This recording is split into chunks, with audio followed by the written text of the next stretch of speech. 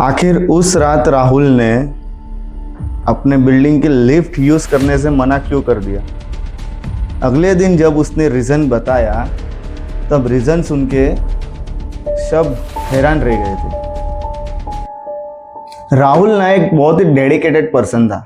कोई कोई लोग होते हैं ना, अपने काम में बहुत ज्यादा डेडिकेटेड होते हैं, डेडिकेशन के साथ काम करते हैं। राहुल भी अपने काम में बहुत ज्यादा डेडिकेटेड था। वो बहुत बार काम की वजह से रात को लेट आया करता था, लेकिन एक दिन उससे ज़्यादा लेट हो गया। रात के तकरीबन 2:30 बजे हो गए।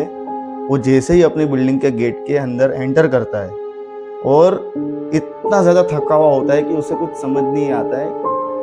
वो अपनी बाइक पार्क करता है पार्किंग में, फिर अपने घर की तरफ जाता है। तभी वॉचमैन अंकल उसे रोकते और बोलते हैं कि राहुल बेटा, लिफ्ट यूज़ कर लो, इतनी रात हो गई है, आप सीढ़ी क्यों यूज़ कर रहे हो। तभी राहुल ने मना किया कि मुझे लिफ्ट यूज़ नहीं करनी, मैं सीढ़ियों से जाऊंगा।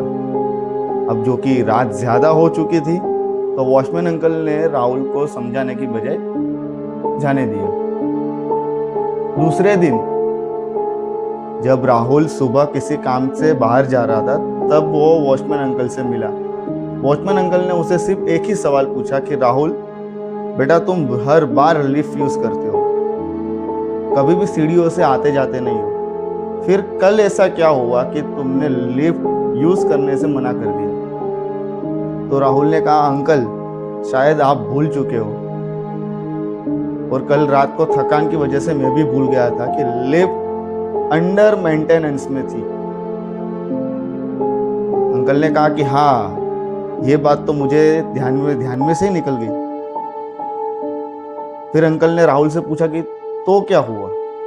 तो राहुल ने कहा कि मेरे ध्यान से भी निकल गया था, मैंने लिफ्ट का बटन दबाया तो फिर लिफ्ट खुली, जबकि लिफ्ट अंडर मेंटेनेंस है, फिर भी लिफ्ट का और दरवाजा खुला और अंदर एक लड़की खड़ी थी। अंदर एक लड़की खड़ी थी। ये बात सुन के वॉचमैन अंकल भी हक्के बक्के रह गए कि जब लिफ्ट अंडर मेंटेनेंस है तो फिर वो चली कैसे, और अगर चली तो फिर अंदर वो लड़की थी कौन। राहुल ने कहा, इसीलिए मैंने चुपचाप कुछ भी बोले बगैर पीछे हटा और सीढ़ियों से जाके सो गया, सीढ़ियों से घर जाके सो गया। आखिर ये बात तो आज भी राज है कि आखिर उस रात लिफ्ट का दरवाजा ओपन हुआ कैसे, और अगर हुआ तो फिर लिफ्ट के अंदर वो लड़की थी कौन।